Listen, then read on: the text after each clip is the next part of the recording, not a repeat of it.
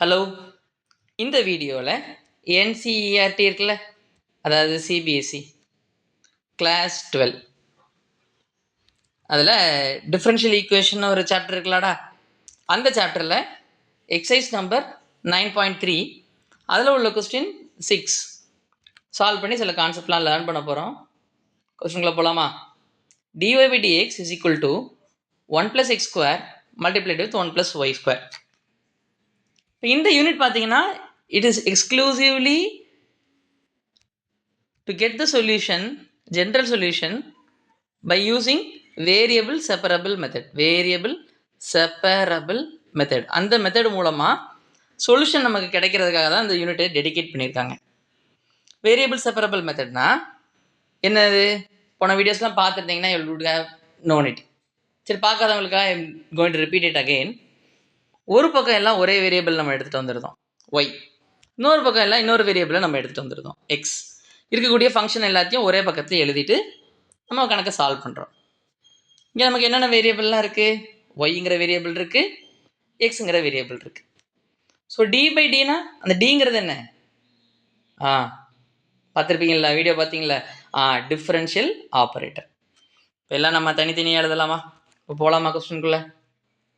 Okay, let's write the solution. First எழுதிடலாம்.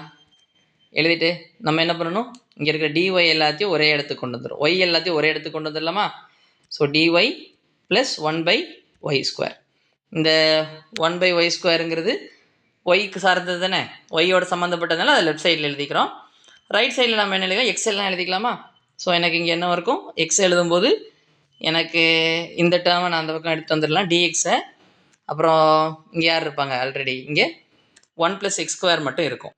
அப்படி தானடா? ஸோ எழுதிடலாமா? Will write 1 + x square into dx. அப்படி வந்துடும். ஃபைன். இப்போ நம்ம இப்போ என்ன பண்ண போகிறோம்? வேறு going to integrate on both sides. அவ்வளோதானே? ஃபஸ்ட்டு செப்பரேட் பண்ணி எழுதிருந்தோம், அடுத்து நெக்ஸ்ட் வி ஷுட் இன்டெகிரேட். இப்போது இன்டெகிரேஷன் ஆஃப் 1 + x ஸ்கொயர் என்னடா?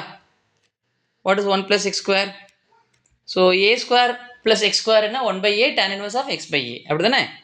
ஸோ இங்கே எனக்கு என்ன இருக்குது? 1/1 tan inverse ஆஃப் x/1 அப்படி எழுதலாமா? ஸோ x/1 எழுதணும்னு அவசியம் இல்லை, இது வெறும் எக்ஸ்ன்னு எழுதினா போதும். இந்த 1/1 எழுதணும்னு அவசியம் இல்லை, tan inverse ஆஃப் x, அவ்வளோதான்.